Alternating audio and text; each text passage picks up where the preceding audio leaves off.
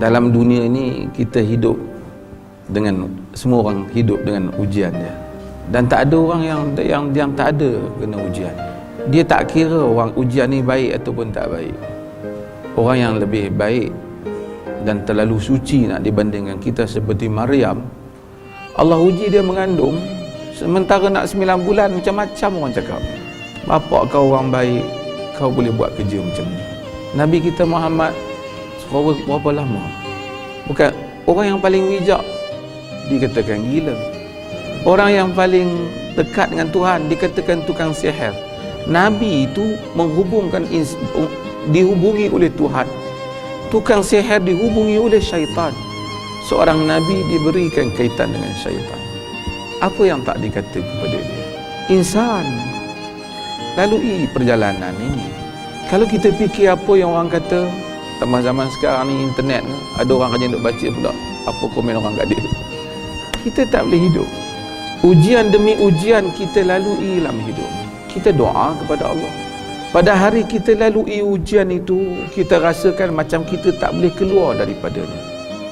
Tapi sekarang berapa banyak dah ujian yang kita lalui dan kita telah keluar pun.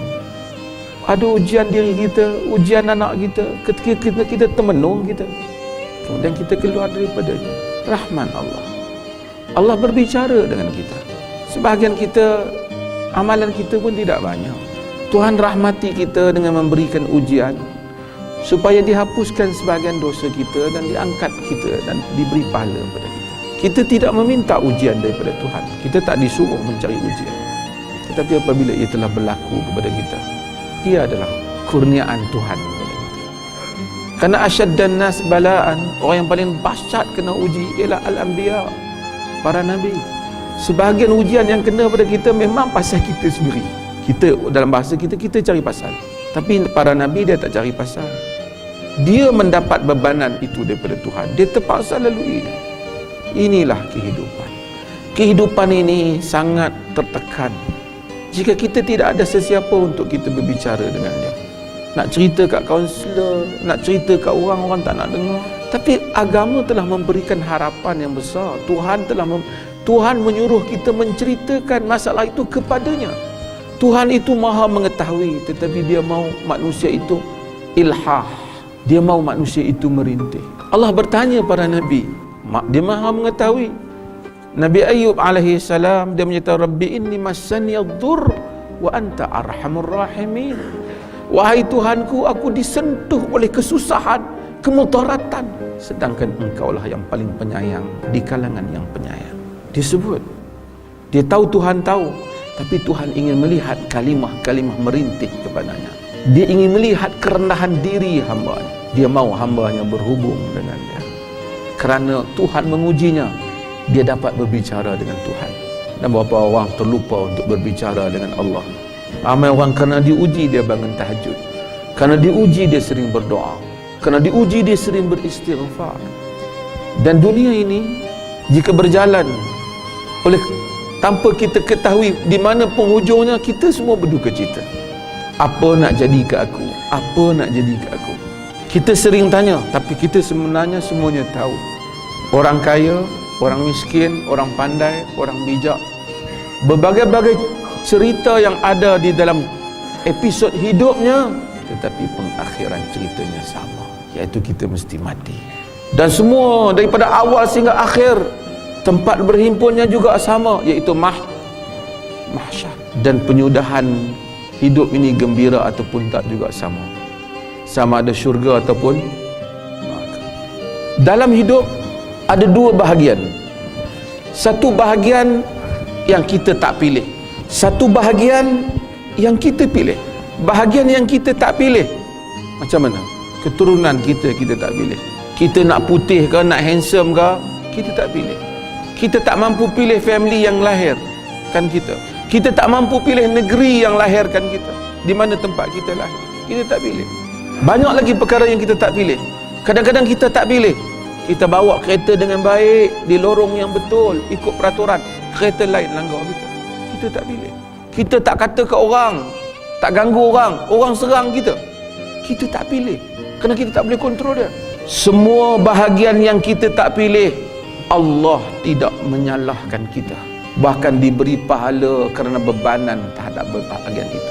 Diberi pahala jika ada ujian di bahagian itu. Kita lahir hitam, orang lain putih, semua orang nak pakai kita pak hitam, sedih kita. Allah bagi pahala kat kita. Kita sakit, kita jaga kesihatan, Allah suruh kita jaga diri kita, tiba-tiba kita jatuh juga sakit, Allah beri pahala pada kita. Orang tuduh kita, kita tak buat, dia tuduh, Allah beri pahala kepada kita. Kerana itu bukan pilihan kita. Allah la yukallifullahu nafsan illa usaha. Ini bahagiannya. Allah tak bebankan apa yang kita tak mampu. Ini kita tak mampu. Bahagian yang kita tak mampu pilih ini, kita jangan susah hati. Tuhan telah uruskan. Dan bahagian yang manusia tak pilih, kita jangan masuk campur. Sebab itu kita tak boleh petikai warna kulit orang, keturunan orang, bangsa dia, Cina ke Melayu, India, hitam ataupun putih. Diharamkan kita menghina, kerana ini bukan urusan dia, ini urusan Allah. Sebab itu tidak ada perkauman dalam Islam. Tak boleh hina orang. La yaskhur qaumun min qaumin, jangan kaum satu kaum hina kaum yang lain. Quran kata. Satu bahagian lagi, bahagian yang kita pilih. Apa dia?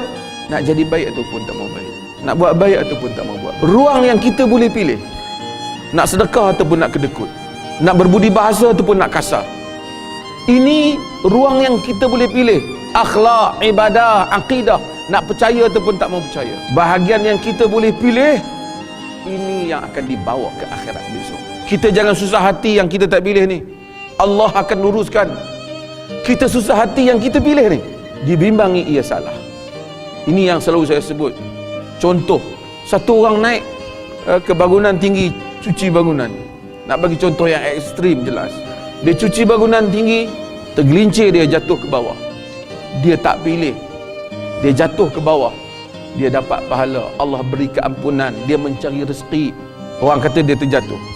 Seorang lagi naik cuci bangunan, dia fikir banyaklah masalah, isteri buat perangai, anak buat perangai, dia terjun jatuh. Nampak jatuh sama, tapi yang kedua ini Allah akan menghukum dia kerana dia membunuh dirinya.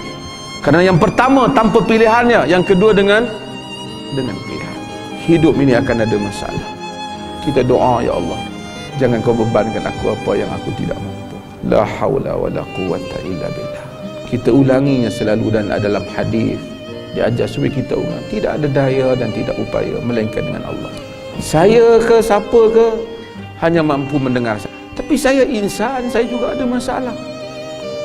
Yang tidak bermasalah hanya Tuhan Rabbul Jalil, yang kepadanya kita sebut la haula wala quwwata illa billah.